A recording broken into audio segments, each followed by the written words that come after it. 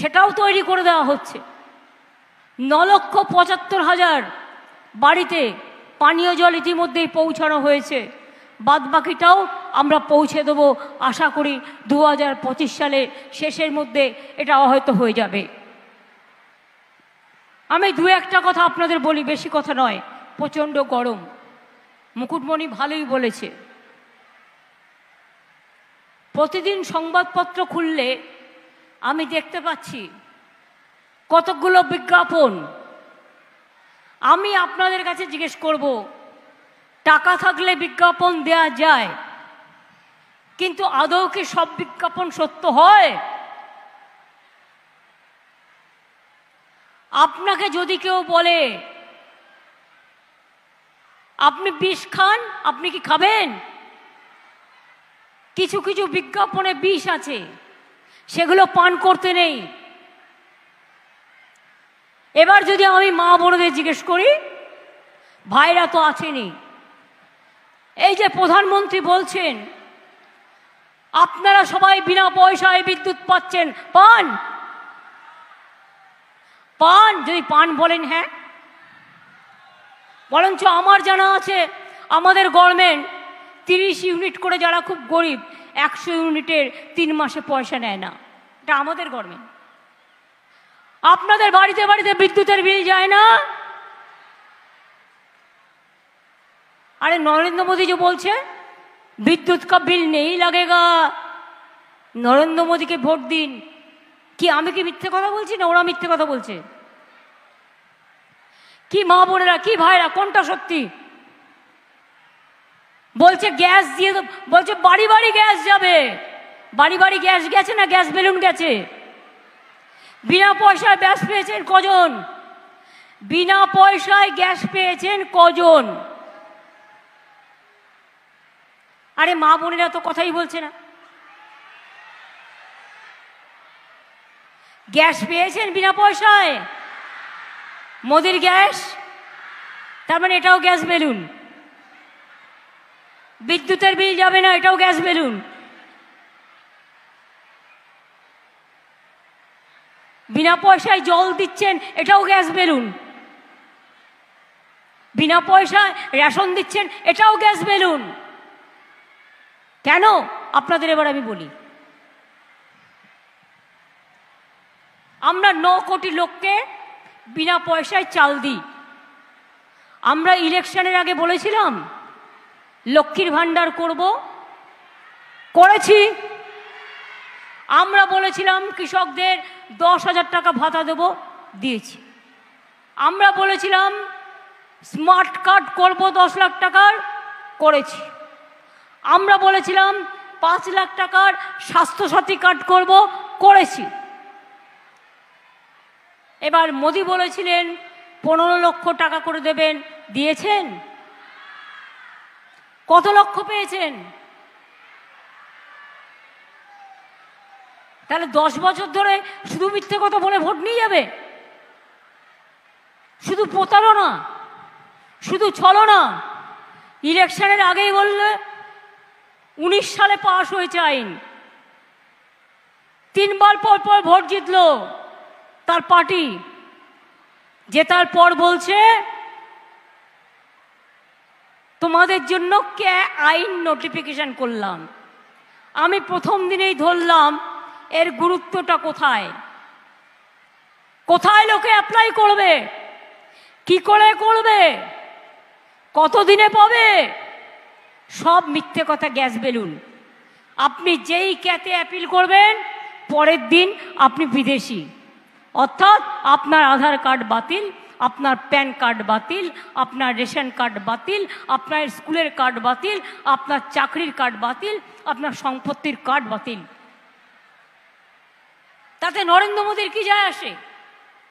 অমিত শাহর কি যায় আসে? মানুষের যায় আসে? আপনারা তো নাগরিক।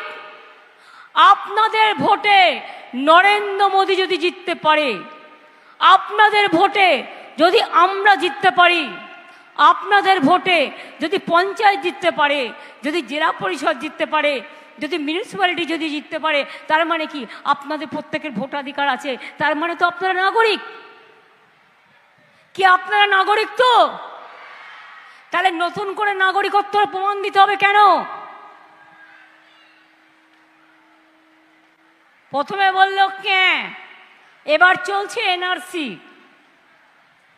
আসামে 19 লক্ষ হিন্দু বাঙালিকে বাদ দিয়েছিল ভোটার লিস্ট থেকে।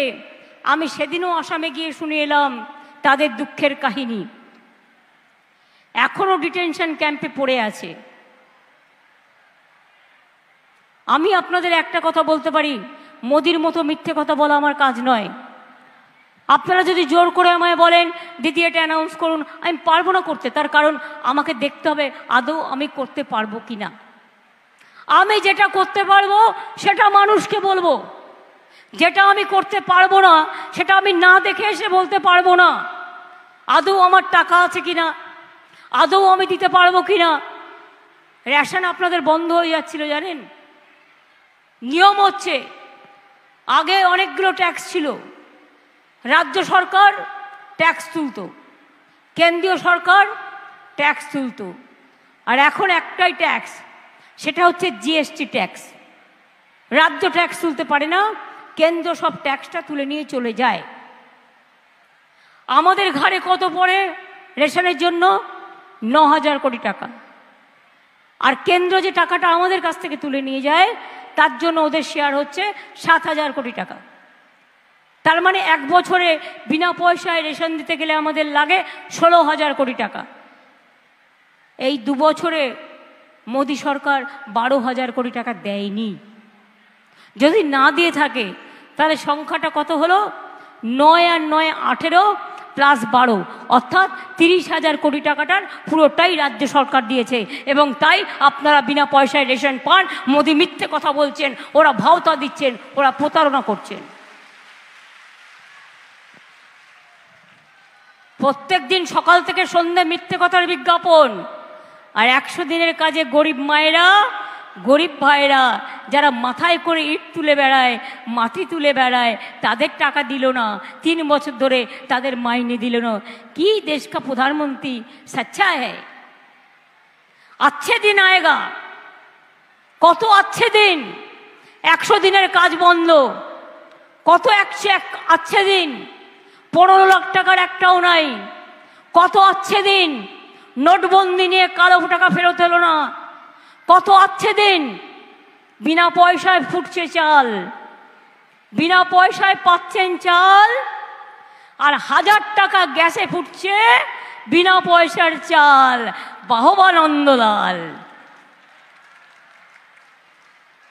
ওদের গ্যারেন্টি ইউনিফর্ম সিভিল কোড করেছে। আবার কারো কোনো অস্তিত্ব থাকবে না, না সংখ্যালঘু, না ওবিসি, না মতুয়া, না রাজবংশী, না হিন্দু, না মুসলমান, না নমশূদ্র, না আদিবাসী, না সাধারণ পরিবার। সব শেষ করে দেবে। আত্মপ্রচার করতে করতে এমন হয়ে গেছে, বলছে দেশে শুধু একটাই পার্টি থাকবে আর একটাই নেতা থাকবে। One nation, one party, one government, one leader.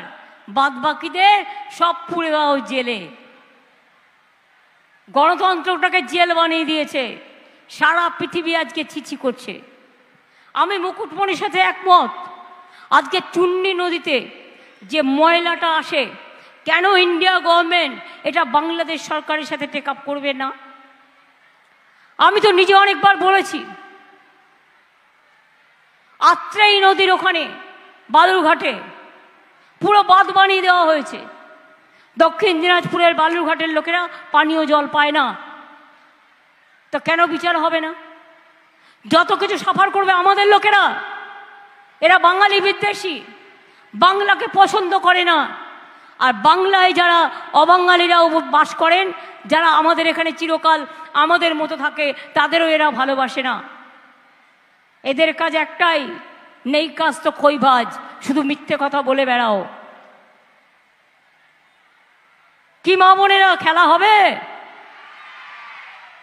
এই ভাইরা খেলা হবে? বোনেরা খেলা হবে?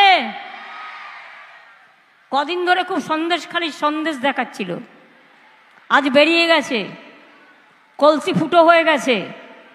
কিভাবে প্ল্যান করেছিল বিজেপি আমি এখনো দেখার টাইম পাইনি, গিয়ে দেখব। কিন্তু আমি দুজন সাংবাদিকের মুখে শুনলাম পরিকল্পনা করবে, দাঙ্গা করবে, ওদের জুড়ি কেউ নেই, শয়ে শয়ে লোক মরবে, নদীতে ভাসিয়ে দেবে, একেবারে এদের জুড়ি কেউ নেই। যা সিপিএম তাহাই বিজেপি, একেবারে ওই সিপিএম এর হারমাতগুলো এখন এসে বিজেপিতে ঢুকেছে। Bhajpa washing machine, washing machine Bhajpa.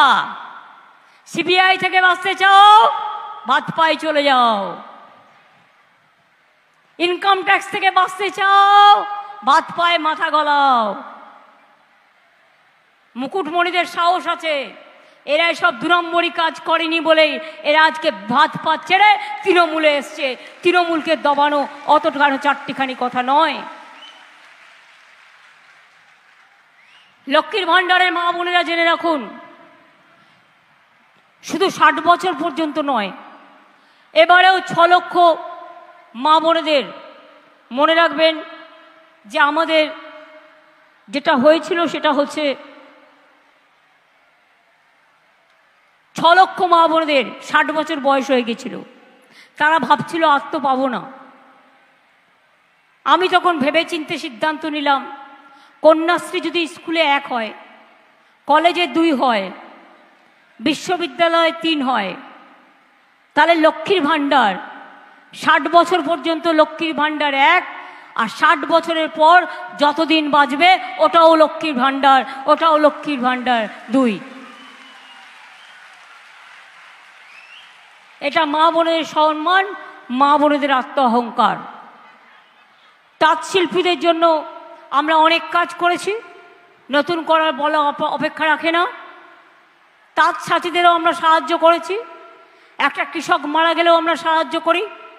কৃষি জমি আমরা মিউটেশন ফিজ নিই না, কৃষি জমির ক্রপ ইন্স্যুরেন্স আমরা বিনা পয়সায় করে দিই। তাই পড়াশুনো থেকে শুরু করে সব কিছুই আমরা করি। আমরা হরিচাঁদ ঠাকুরের জন্মদিনে ছুটি দিয়েছি, আমরা বিরসা মুন্ডার জন্মদিনে ছুটি দিয়েছি, আমরা রঘুনাথ মুর্মুর জন্মদিনে ছুটি দিয়েছি, আমরা মতুয়া বিকাশ পর্ষদ তৈরি করেছি, নমশূদ্র বিকাশ পর্ষদ তৈরি করেছি, গাইঘাটা থেকে ঠাকুরনগর পর্যন্ত রাস্তা তৈরি করেছি, ঠাকুরনগরে হরিচাঁদ গুরুচাঁদ বিশ্ববিদ্যালয় করেছি, গাইঘাটায় পিয়ার ঠাকুর সরকারি কলেজ করেছি, ঠাকুরনগরে বিখ্যাত ফুলবাজার ও ফুল চাষিদের জন্য ফুল মান্ডি করেছি, ঠাকুরনগরে নতুন বিদ্যুৎ সাবস্টেশন করেছি, গাইঘাটায় ITI পলিটেকনিক করেছি, হাবড়া গাইঘাটা জল তৃপ্তি প্রকল্প করেছি, কিষাণ মান্ডি করেছি, পথসাথী করেছি, রেখে দিতে পারো তোমার কাছে। এরকম আরও অনেক রকমের অনেক কাজ আমাদের করা আছে।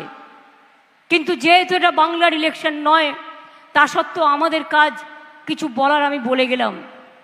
কিন্তু কৈফিয়ত দেবে আজকে বিজেপি, যেটা তো তোমাদের নির্বাচন। কৈফিয়ত দাও গত 10 বছরে তোমরা কি করেছো।